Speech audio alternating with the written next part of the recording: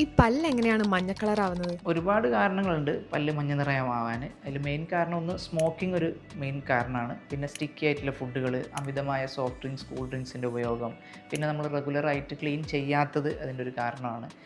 ഇങ്ങനെയൊക്കെ ചെയ്യുമ്പോൾ എന്താ വെച്ചാൽ പല്ലിന് കുറേ കോട്ടിംഗ് ഉണ്ട്. ഫസ്റ്റിൽ നമ്മുടെ ഇനാമൽ എന്ന് പറയും. ഈ ഇനാമൽ ക്ഷയിക്കാനും രണ്ടാമത്തെ ലെയർ ഡെൻറ്റിന് ലെയർ എക്സ്പോസ്ഡ് ആവുന്നത് കാരണമാണ് ഈ മഞ്ഞ നിറം പുറത്തോട്ട് കാണുന്നത്.